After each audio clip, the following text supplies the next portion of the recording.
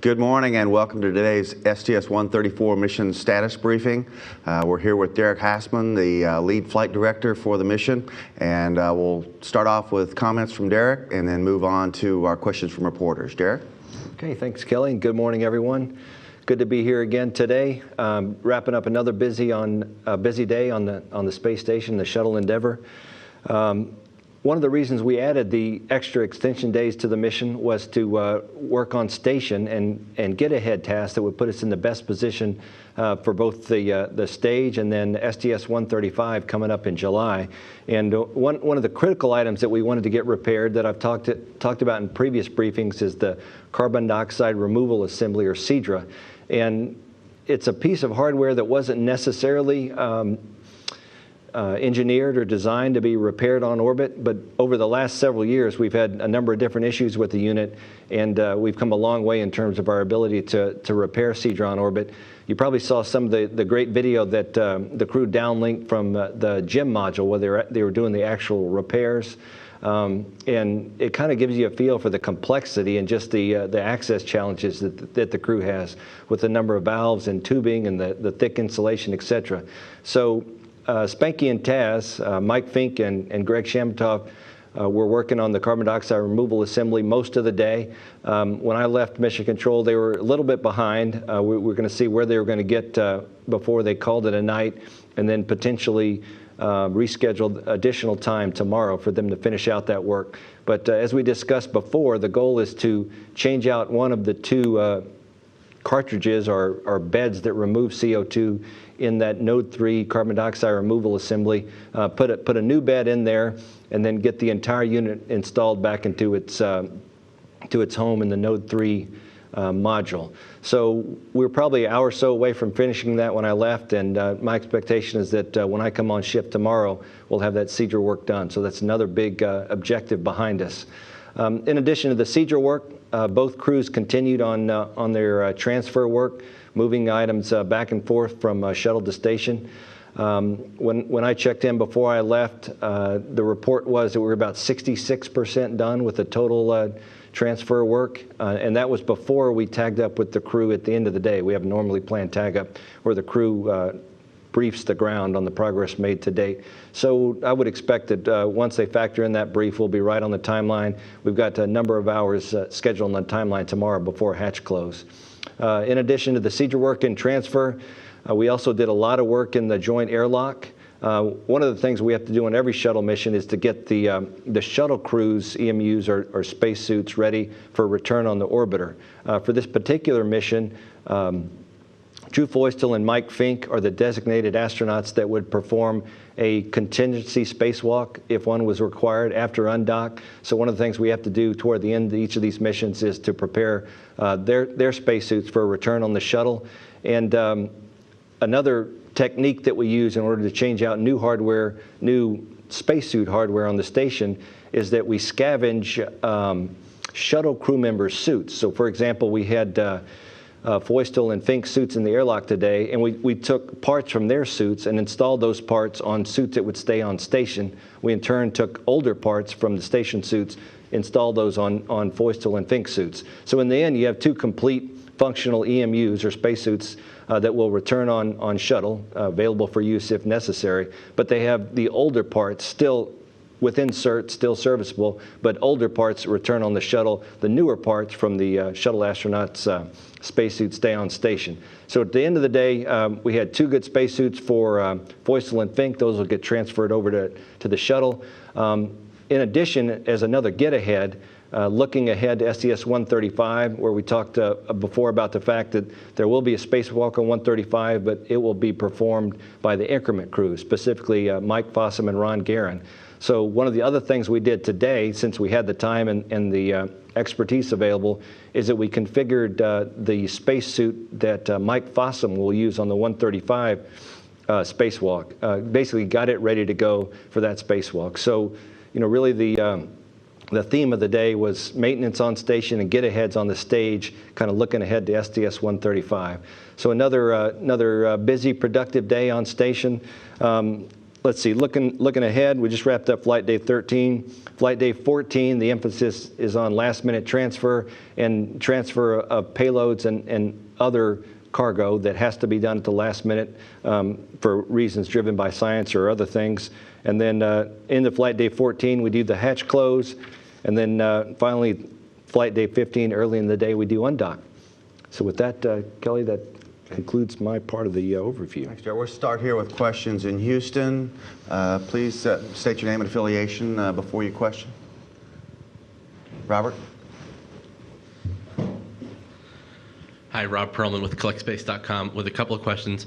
Regarding transfer, has a decision been made about bringing down the EGF from the boom inside Endeavour, or will it wait for STS-135? Yeah, that's a good question. The EFGF, which for EVA-4, we decided not to defer the stowage of the EFGF in the tool stowage assembly. We made a decision that that would come down on STS-135 and the MPLM.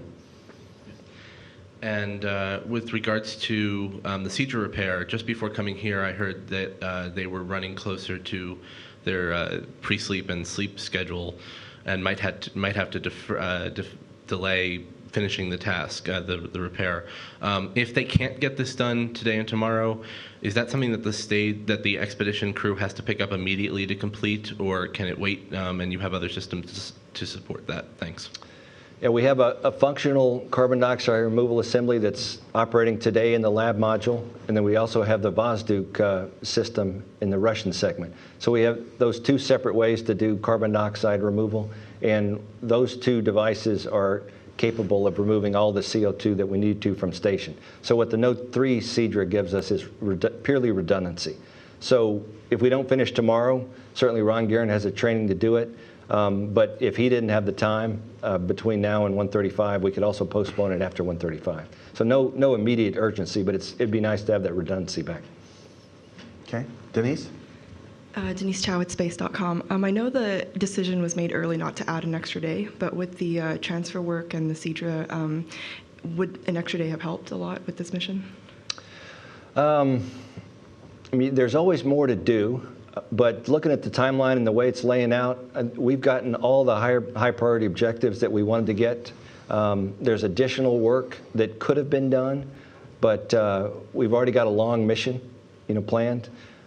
16 days is a long mission in general, and then if you look at the potential for weather wave offs, it could get longer after undock. So I'm really happy with the way the timeline laid out. I'm really pleased with all the work we got done and all the high priority objectives that are behind us. So I think in retrospect that was the right decision. Okay. Seeing no other questions right here, let's go to our phone bridge. Bill Harwood. Yeah, thanks, Derek. Just two quick ones for me. I've just missed this. Is it the desiccant bed or the absorbent bed that they're replacing? It's actually it is that bed. They do both.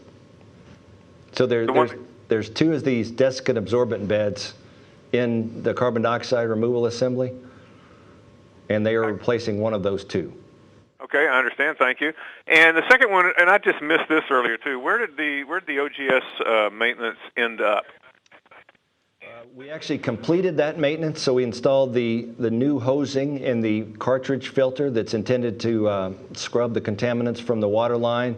Once the crew finished that, we turned on OGS and we did some delta pressure checks to make sure that we were getting the flow rates that we expected, and all of that's gone as expected. So that we finished out the OGS work, and the activation went well. The OGS is now available for oxygen production if we need it. Thanks. And again, back to Seadra, I'm just making sure I understand the innards of this thing. You have two beds, but each bed has a desiccant and an absorbent. Is that how that works? That's true, but yeah, and I need to go verify this, but I believe it's all one unit, which we're taking out. All right, thanks. I appreciate it. You're welcome. Okay. And I think we have Todd Halverson on as well.